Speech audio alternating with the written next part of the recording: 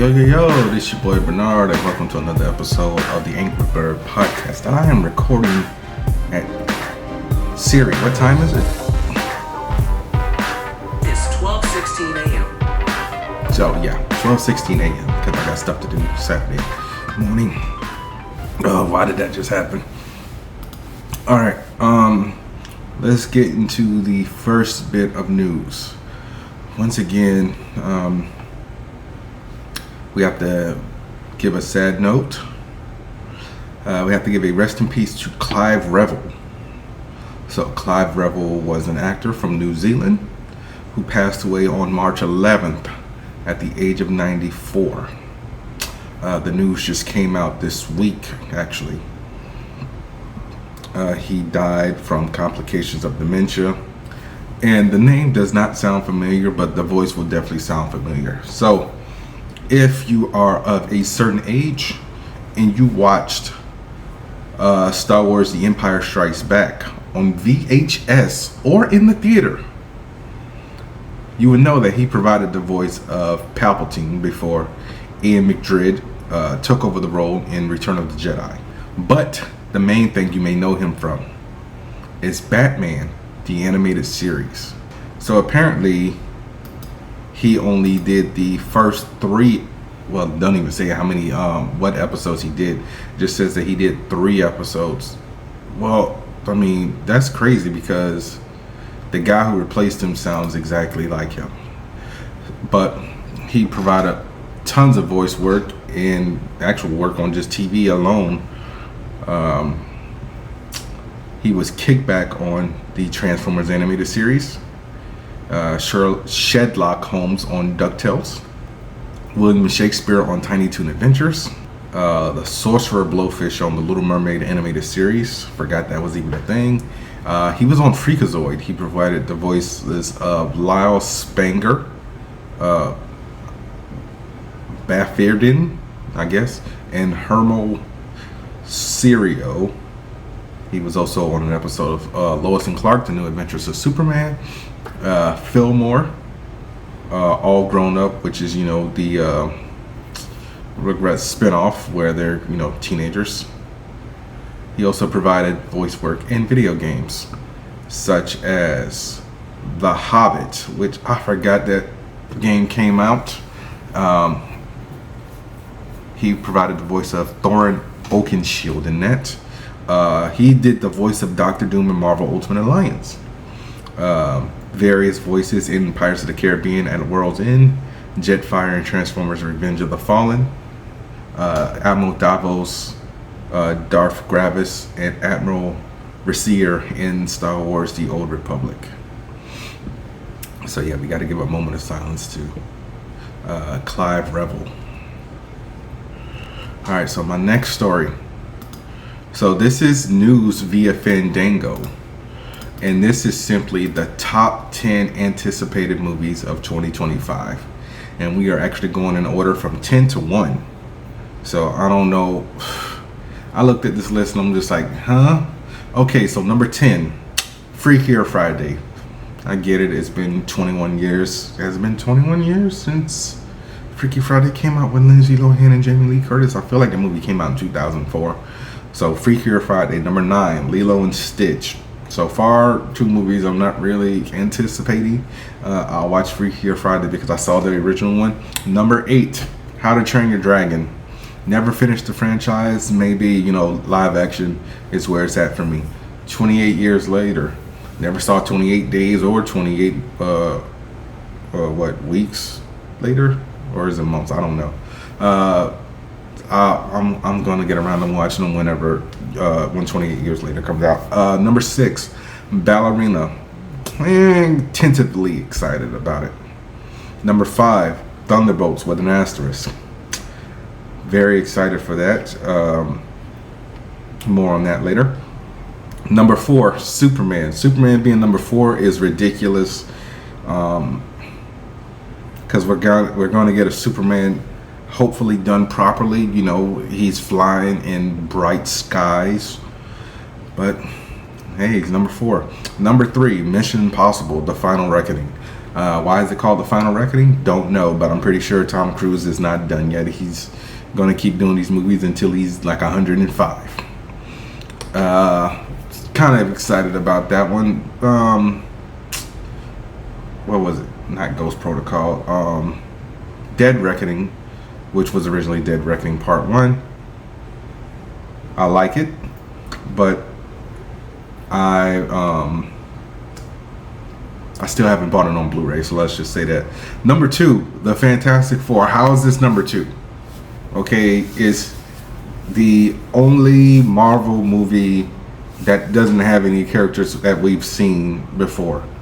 Like, Thunderbolts is a bunch of people who we've seen from Ant-Man and the Wasp, Quantumania to Black Widow, obviously Falcon and the Winter Soldier. And okay, so yes, definitely excited for that. And number 1, Jurassic World Rebirth. How is Jurassic World Rebirth number 1? That's what I want to know. Because the last 2 Jurassic World movies were trash. I get it, it's a continuation / soft reboot into the trilogy, kind of like Kingdom of the Planet of the Apes was. But what are you gonna do? Alright, my next story. Street Fighter, as I told you guys before, was getting a movie adaptation. But for some reason, after they found the director, they pulled it from the 2026 release calendar. And that was after, you know, like I said, Katayo Sakurai became the new director.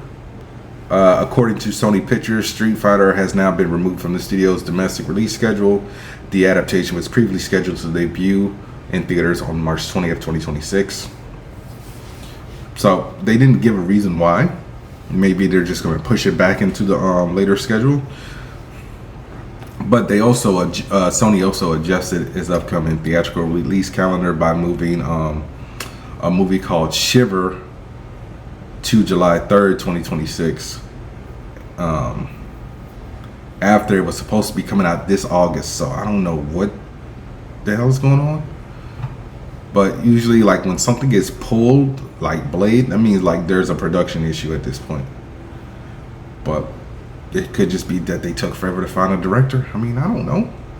I don't even know if I'm excited to see a Street Fighter movie, because usually when it comes to movies based off of fighting games, they aren't good. See Tekken, Dead or Alive, the original Street Fighter, and as much as I love Kirsten Krug, Street Fighter: The Legend of Chun-Li. It's like, really, The Legend of Chun-Li. Alright. Anyway, what is my next story? My next story. So, we got some Dexter Resurrection news. Jimmy Smits, who I believe was in season 3 of Dexter, is reprising his role as Miguel Prado. Yes, I was right, season 3. How many ghosts is Dexter going to see? Because John Lithgow's back. Unless I'm remembering wrong, he killed him. Who's going to come back next? Is Eric King going to come back? Are we going to see the ghost of Dopes? Surprise, motherfucker! Or is Jamie Murray going to come back and we're going to see her crazy ass? What's her name? Lila, I want to say. She was the one who killed Dopes. But so, just a rehash on the cast. Michael C. Hall is obviously returning. Peter Dinklage has joined the cast. Eric Stonestreet, Uma Thurman, John Lithgow, Kirsten Ritter, David Dastmalchian, David Zayas, Jack Alcott, and James Remar. So, David Zayas is reprising his role as Angel Baptista. Jake Alcott is reprising his role as Harrison Morgan from Dexter New Blood, and James Remar is reprising his role as the ghost of Harry Morgan. And obviously Michael C. Hall is Dexter.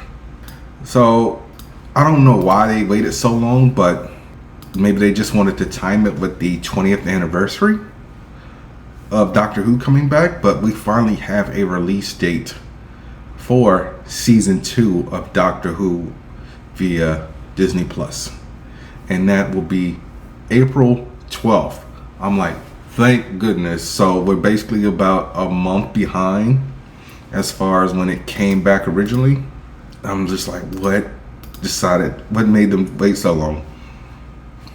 but who knows. Also on the Doctor Who news, Christopher Eccleston, who played the 9th Doctor, or 10th Doctor if you want to include the War Doctor and Regenerations, is coming back for another audio series with Billie Piper, actually. It will be a 12 episode audio adventure called The 9th Doctor Adventures. So one of the first episodes is called Snare. It's written by Tim Foley, and it takes place in between the episode Father's Day, which is the episode where Rose and the Doctor went back to see Rose's father die, and she basically created a paradox, and the empty child. So, I mean, I have to so these are done by Big Finish, which is a audio company, and I pretty much believe they're just based out of the UK, because they do a lot of Doctor Who audiobooks. They are actually, I gotta see what the conversion rate is, but you can pre-order it for £9.99 or £11.99, and that is to get the download, the digital download, and the collector's edition CD. And the collector's edition CD is only going to have 1,500 copies, and it will not be reprinted or repressed. So I might have to get that. I gotta see what the international shipping will be on that, because international shipping is not cheap at all. Anyway, next story. So I told you guys over a year ago, maybe 2-3 years ago at this point, I really don't remember. So Peacock was developing a Friday the 13th prequel series titled Crystal Lake, and then we just got crickets.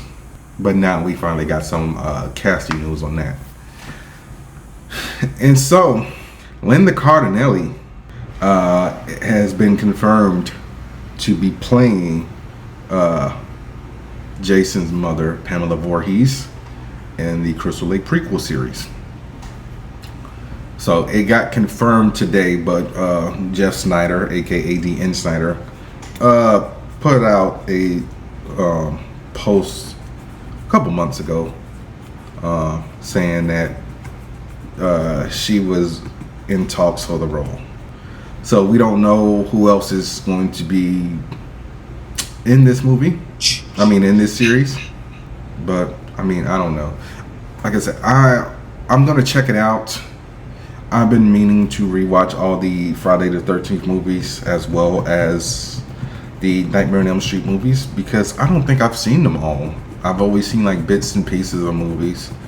I don't remember which Nightmare on Elm Street movie it was, but I remember it scared the shit out of me, where I don't think it was Johnny Depp. It was some dude, like Freddy got him addicted to drugs, and like you could see like all the puncture wounds, they basically turned into little mouths and just like a baby wanting the bottle. And I was like, Jesus Christ, that's creepy. But I'll give y'all the updates on the Peacock Crystal Lake series whenever they come out, because like I said, that show was announced years ago, and I think I told y'all about the fact that we had got a new showrunner eventually. But I'm going to get into this story, and then we going to go to break. So Ben Affleck was doing an interview with who was it, Hollywood Reporter? I'm sorry, GQ. And he was talking about his time as Batman. He was talked about his time on the set of Justice League. He said there are a number of reasons why that was a really excruciating experience, and they don't all have to do with a simple dynamic of, say, being in a superhero movie or whatever.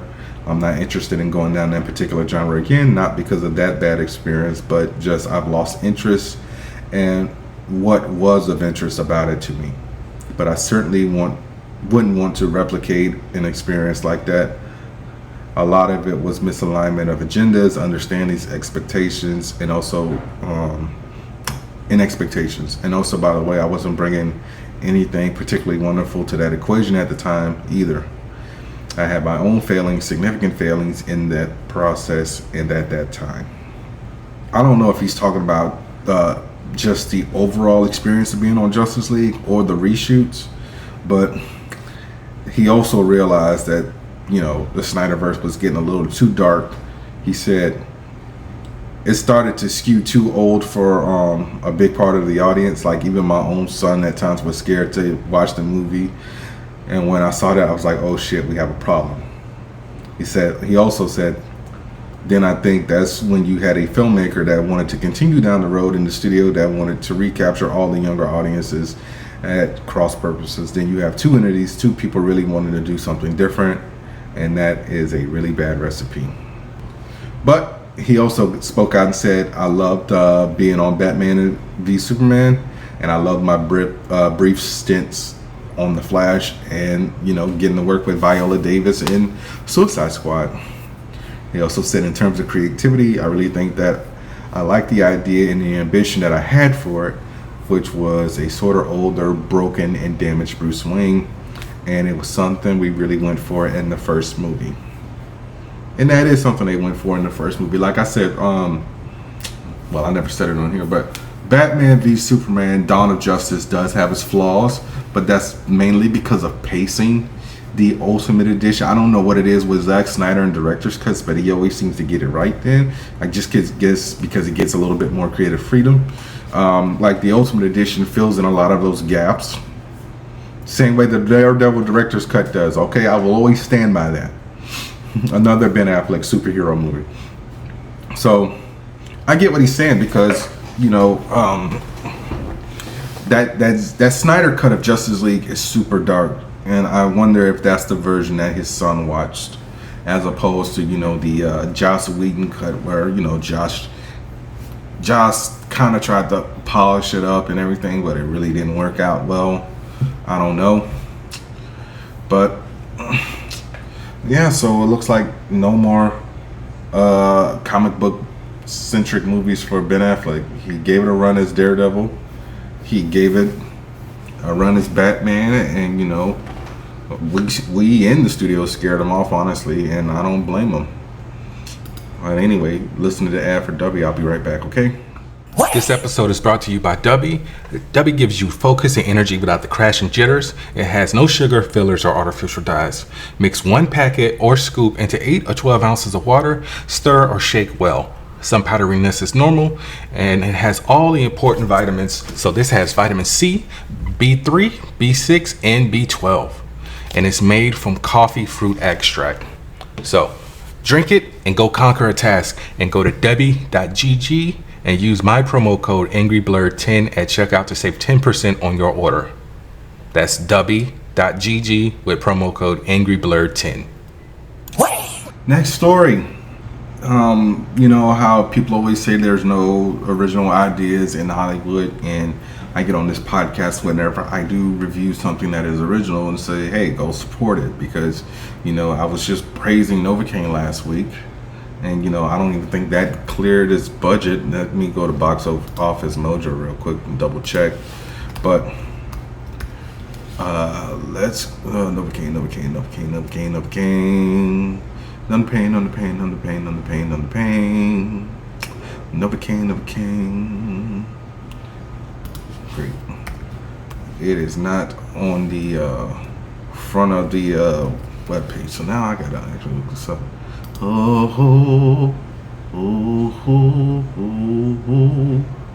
Okay, it made 22 million worldwide, but how much was the budget? I believe it was 10 million. So I hope it cleared. Let me check this. Wikipedia. Okay, this is on Paramount. Is this a Paramount movie? Yes, it is. Okay, no, the budget was 18 million. Fuck. So we need at least 37 million to get a profit. So go see Novocaine. Anyway, back to what I was saying. We're getting a Scooby-Doo series at Netflix. A live-action Scooby-Doo series. So it will be an 8-episode premiere from Josh Applebaum and Scott Rosenberg, who wrote the more recent Jumanji films. And it will be produced by Greg Berlanti, Greg Berlanti is the producer of the Arrowverse. He's produced several TV shows. One I liked that got canceled a little bit too soon was Prodigal Son on Fox, which was about an FBI profiler whose father was a serial killer. What else has Greg Berlanti produced? I keep on forgetting that he co-wrote the Green Lantern movie. Oh, damn! Oh God, that's the only thing I really hate about Berlanti. Filmography. Here we go. All right, so TV. Hold on, wait. He created Everwood? How old is Greg Berlanti? He's 52. So Everwood. He created Everwood at what, 30? Wow. Okay. Yeah. Fuck. Okay. So Everwood, Jack and Bobby, Eli Stone. He created No Ordinary Family, bro. Okay, I like Greg Berlanti outside of the Arrowverse and the CW. So No Ordinary Family was a show that got canceled too soon. It was kind of like on some Fantastic Four stuff. It was literally a family of four, a husband, a wife, a son, a daughter. They all got powers. Kay Panabaker, who is Danielle Panabaker, who played Killer Frost on The Flash. Her sister was on the show. Arrow, The Tomorrow People, The Flash, Supergirl, Legends of Tomorrow. He is an executive producer on on Netflix. Titans, I knew about that one. Superman and Lois, executive producer on Blind Spot on NBC, Riverdale, Deception, another show that got canceled too soon, Black Lightning, God Friended Me, All American, Chilling Adventures of Sabrina, Doom Patrol, Prodigal Son, like I said, Batwoman, Katie King. I don't know what Equal is, but that's a documentary series apparently. Stargirl, The Flight Attendant, Kung Fu, All American Homecoming, Gotham Knights. Okay, he does Found. Okay, something called The Girl on the Bus, and Brilliant Minds on NBC at the moment. So yes, so Netflix actually posted a tweet of the first script, and it says a Scooby-Doo live-action series is coming to Netflix, and this modern reimagining old friends Shaggy and Daphne team up at summer camp with scientific Townie Velma and the strange but handsome Fred to solve the mystery of a lonely lost Great Dane puppy who may have witnessed a supernatural murder. So is Scooby gonna talk in this? Because are we gonna get a, kind of live action CG dog like we did in the James Gunn movie, or are they just gonna have to try to get the dog whisperer or something to get in there and try to figure out what's going on with Scooby? I don't know. I'll check it out. I mean, it never hurts to watch something, to give it a shot, unless it's Velma, because that just melts your brain. Anyway, next story. So I told you guys about the movie that Martin Scorsese was doing with The Rock, but now we got some more details on it. So Disney in 20th Century have acquired the rights to this crime thriller, and that we still don't have a name, but stars Dwayne Johnson, Leonardo DiCaprio, and Emily Blunt. So the synopsis is the film follows an aspiring mob boss who fights rival crime factions for control of the underworld of the Hawaiian Islands. So I'm guessing The Rock's going to be the crime boss, since he is Samoan and he did spend a lot of time in his childhood in Hawaii. So I said it like he did, like I'm Hawaiian. Hawaii. So yeah, that's all we know. I mean, we'll get more news eventually. All right, let's get to the creme de la creme. So, oh crap, I did not mean to close that.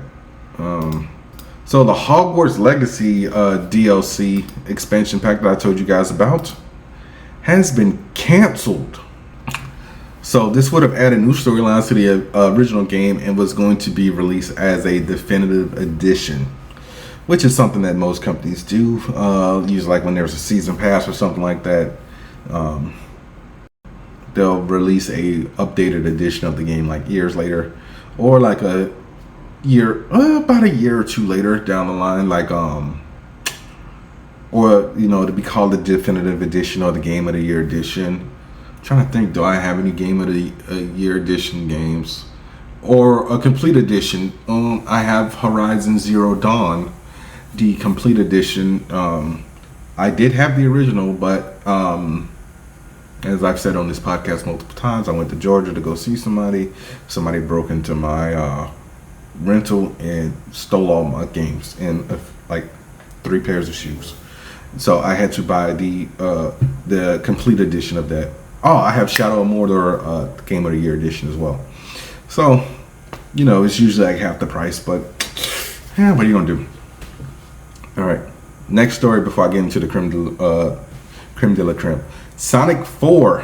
I mean, not Sonic 4. I didn't mean to leave with that, but the Legend of Zelda actually has a release date now for the live action version of the film, and that will be March 26, 2027. And the reason why I brought up Sonic 4 is because they will be released within a 1-week window of each other. So Sonic 4 will be out March 19th. Legend of Zelda will be out March 26th.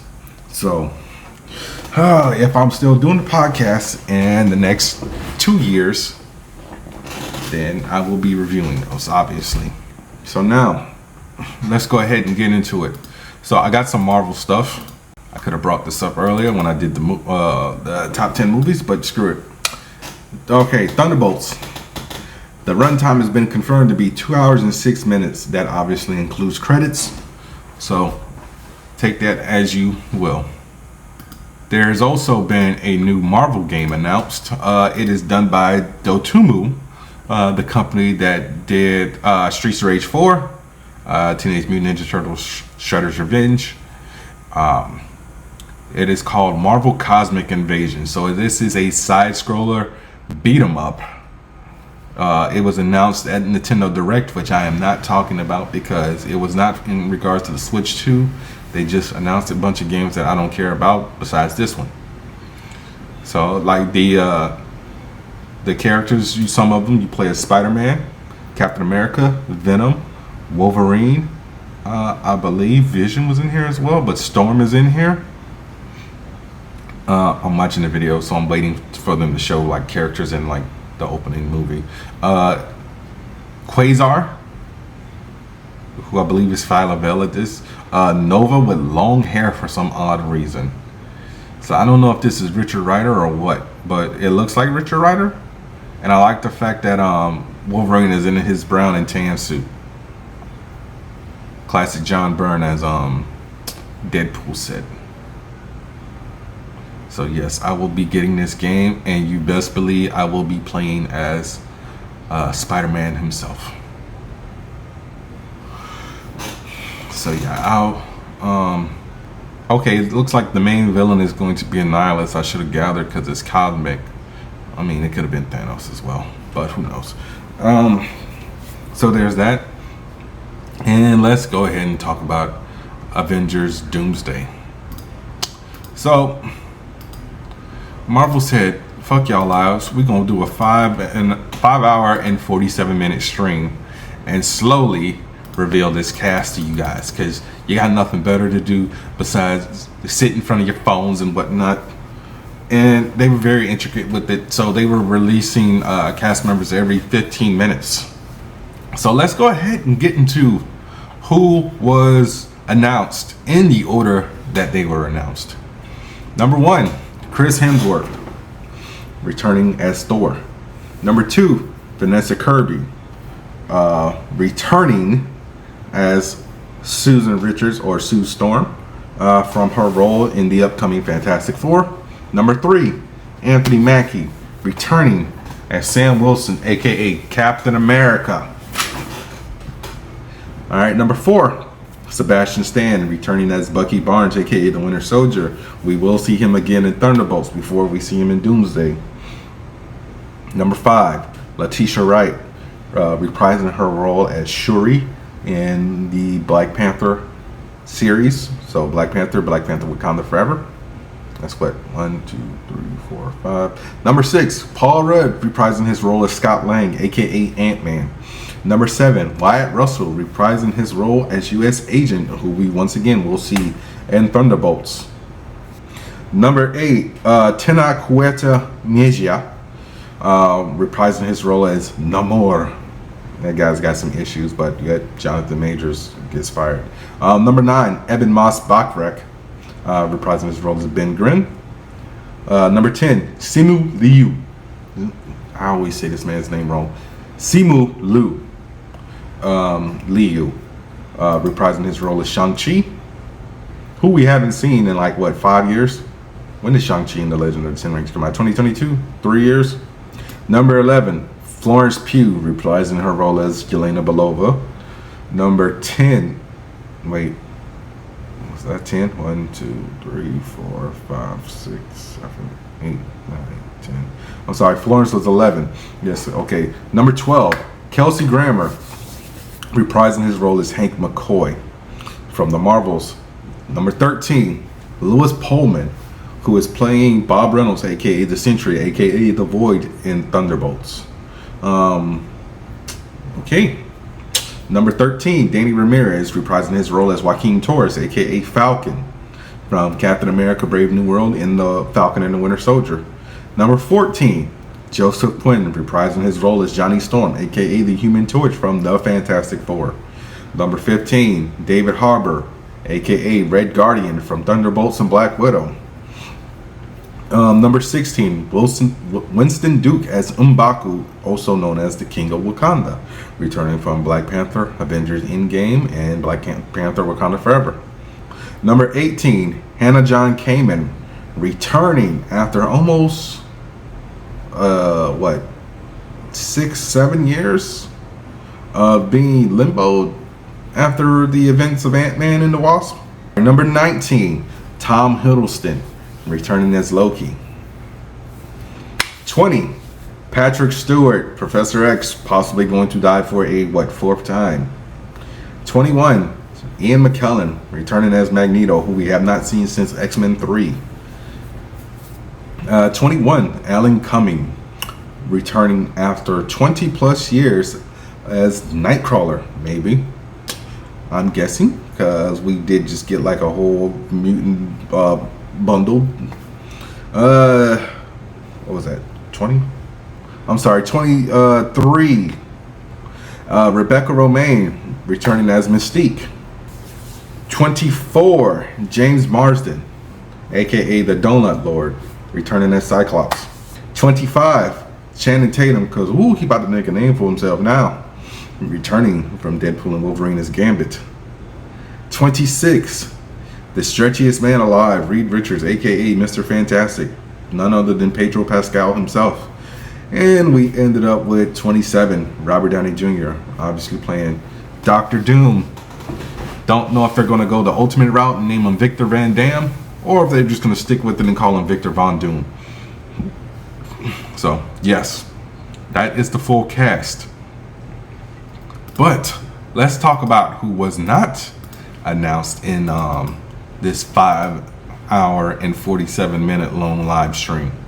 So, we have not gotten any updates on Chris Evans, Haley Atwell, Mark Ruffalo, Danai Gurira, Chris Pratt, Charlie Cox, Benedict Wong, Aman Vellani, Jeremy, you know what, I should be really saying characters' names. So Chris Evans, aka Steve Rogers, Haley Atwell, aka Sharon Carter, Mark Ruffalo, aka Bruce Banner, aka Hulk, Danai Gurira, aka Okoye, Chris Pratt, aka Peter Quill / Star-Lord, Charlie Cox, aka Daredevil, Benedict Wong, aka Wong, Aman Vellani, aka Miss Marvel, Jeremy Renner, aka Hawkeye, Tom Holland, aka Spider-Man, Oscar Isaac, aka Moon Knight, Tessa Thompson, Valkyrie, Evangeline Lilly, Wasp, Paul Bettany, White Vision, Tatiana Maslany, She-Hulk, Don Cheadle, War Machine, Brie Larson, Captain Marvel,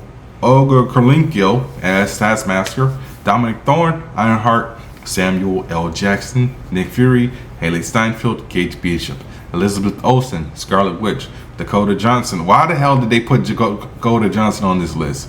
No, 86 that. Xochitl Gomez, America Chavez, Tiona Paris, Monica Rambeau, Benedict Cumberbatch, Doctor Strange. So there was one thing I did notice in this whole list of people who were cast. Only one person from a Disney Plus show has migrated over, and that is Danny Ramirez. So no She-Hulk, no Kate Bishop, no Miss Marvel, although she is the first Disney Plus character to transition over to a live action movie. No Moon Knight, no Werewolf by Night, no Mobius, and I think like the second person was B-52 and Deadpool and Wolverine. So it's just like sometimes it's like Marvel's just playing with us. It's just like, so did we really even have to watch all this stuff on Disney Plus, or were y'all just saying that to get us to subscribe to Disney Plus? Who knows? Anyway, I'm gonna cue the spoiler alert, and I am going to talk to you guys about The Electric State. So, directed by Anthony and Joe Russo, written by Christopher Marcus and Stephen McFeely.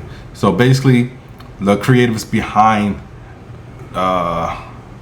both the last two Avengers games, not last two Avengers games, the last two Avengers movies, and I believe they also wrote Civil War and in The Winter Soldier. Ooh, they also wrote did they write Captain America the First Avenger? They wrote Captain America the First Avenger.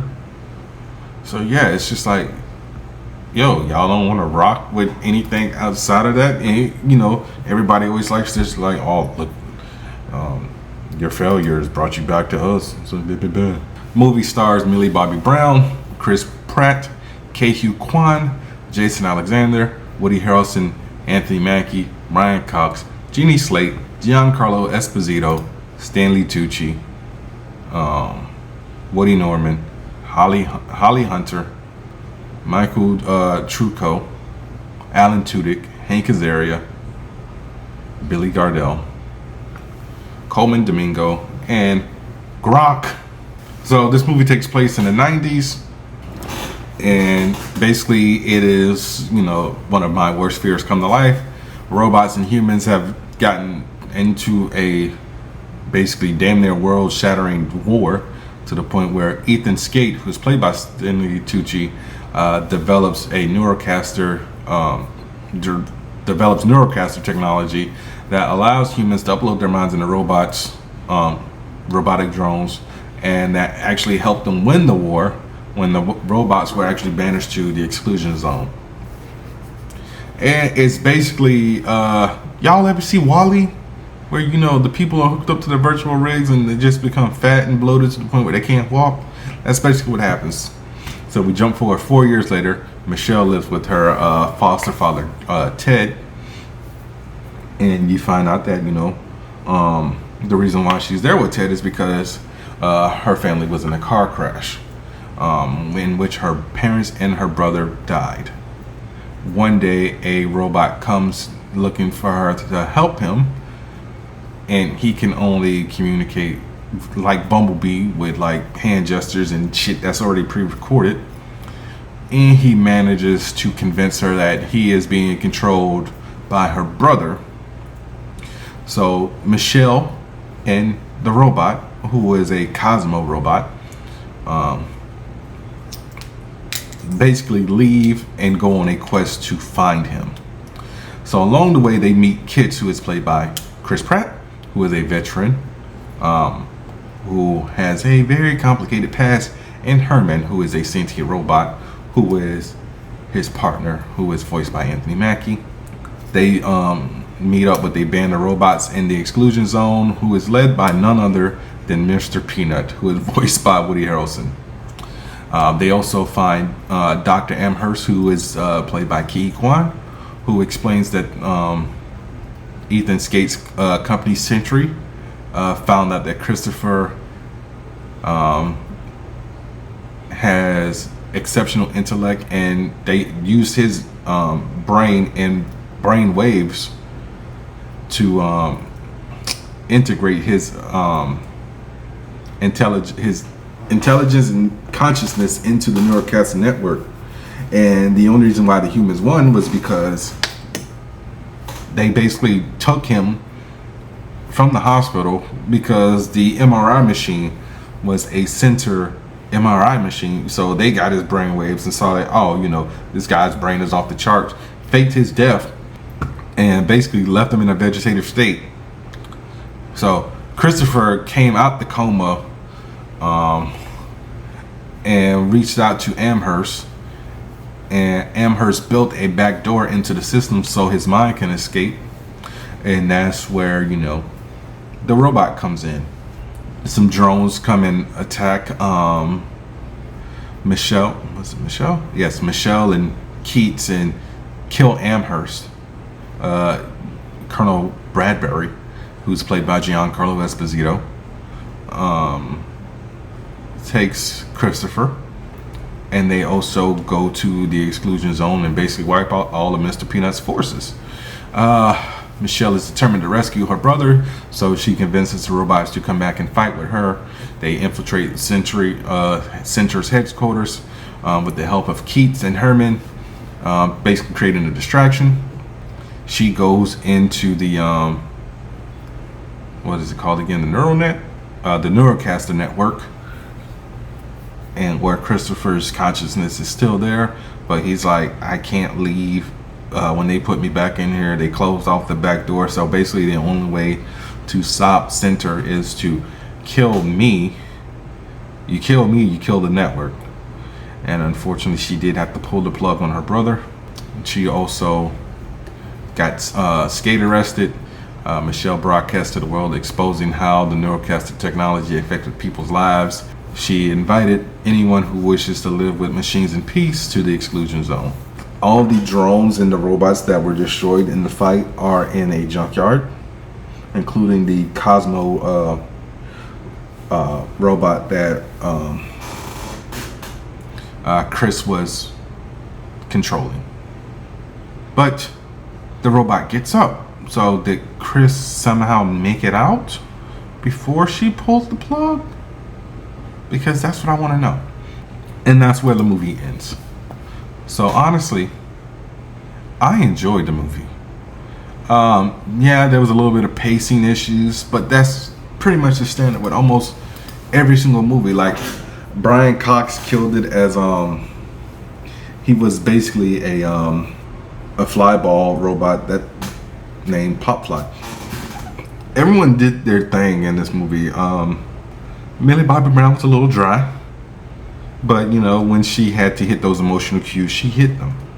And not Evans, Pratt, played the lovable idiot like he always does, and he did it well. So, I do recommend the movie. But it's one of those movies where you kind of have to pay attention to everything that's happening. So, don't be on your phone. Don't, be, doing a bunch of random crap in the background. So, on a scale of 1 to 5, this might just be a 2. Just because, like I said, the pacing was kind of and like they did like the exposition dump for what happened to Christopher towards the end of the movie, and that's one of the things I don't like when movies do that. All right, let's get into Daredevil Born Again. So I got 2 episodes to review this. Let's start with episode 5, With Interest, directed by Jeffrey Nachmanoff and written by Thomas Wong. So this episode is a day in the life of Matt Murdock. On St. Patrick's Day, Matt goes into the New York Mutual Bank to attempt to get a loan for his firm. His application is actually denied by the assistant bank manager, who is none other than Yusef Cobb, and that is because of his firm's habit of taking on clients who can't afford to pay. So when Matt's leaving, he hears the bank being robbed. And these robbers happen to work for Luca, who are attempting to steal the $1.8 million in restitution that he needs to pay to Victor from the events of the last episode, or is it episode 3? Anyway, Matt turns around, goes back in the bank, does the blind thing, tells one of the guys that he needs to go to the bathroom, beats his ass in an alleyway, cracks the safe because Yusef cannot open the safe. They find a very valuable gem. SWAT eventually does come in. Matt slowly takes out everybody. He takes one of the robbers' masks. One of the robbers actually sneaks out with the police uniform, Matt beats him up in an alley. And then Matt goes back to the bank sometime later, meets up with Yusef to, quote unquote, check on him.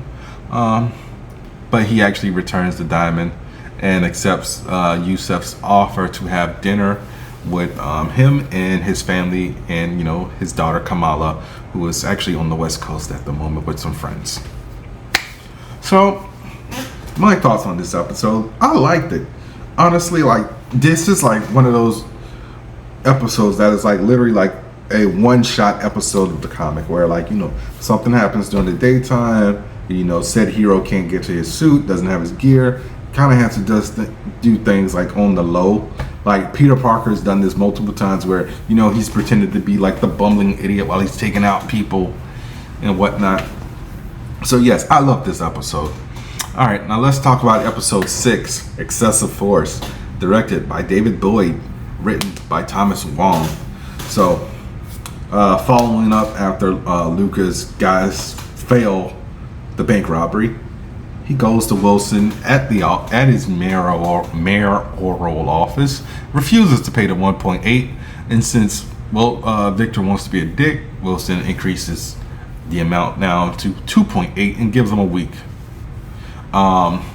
He also gets information from the city sanitation department that all the murals that Muse has been painting cannot be taken down because there's something in the paint, to the point where the sanitation worker, who apparently is some type of scientist, does a chemical analysis and finds out that there's human blood in in the art.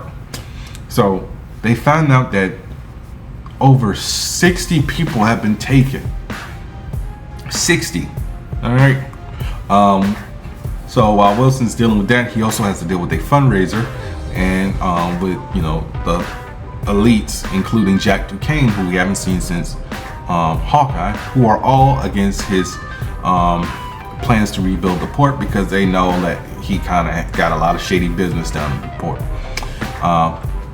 So since the police were incompetent to find out that Muse killed 60 people, Fisk establishes an anti-vigilante task force, giving them basically additional powers, and he basically recruits the bottom of the barrel and the most crooked of the crooked, including Officer Powell and a former detective, Cole North. Angela goes to Matt and confronts him about what Hector was investigating before he was killed, and that was the missing people. So she goes down and does it herself. Angela's aunt calls Matt, asks if she sees him. Matt calls 911 and just says, you know what, fuck it. So he suits back up. He finds Muse's lair, rescues Angela, kicks Muse's ass. Meanwhile, at the same time, Fisk meets with Adam where he's locked up, gives him an axe, challenges him to a fight. While Fisk is fighting Adam, Matt is fighting Muse. And Matt lets the devil out and Wilson lets the Kingpin out. So the devil is back. Alright, and it looks like the Kingpin is back as well. And yeah, that's where the episode ends. And you can tell that Wilson is starting to get back into the Kingpin, because whenever he's down in the basement where Adam is, he's eating gluttonous food. Like I said, in the episode 4, he was eating pasta and everything. When he was getting ready to go to the fundraiser, he ripped his jacket because he got too big. So yeah, we're getting back into old habits, people. So yeah, very good episodes. Very good episodes. Watch Daredevil Born Again if you haven't already. So yeah, I think I'm gonna call it a wrap because it is 1:09 a.m. It's your boy Bernard. That was another episode of the Angry Blerd podcast. Be sure to rate, review, subscribe, tell a friend to tell a friend. Go to w.gg. Use the promo code AngryBlerd10 at checkout. Next week, no movies, just episode 7 of Daredevil Born Again, and I'll see y'all next week. Peace.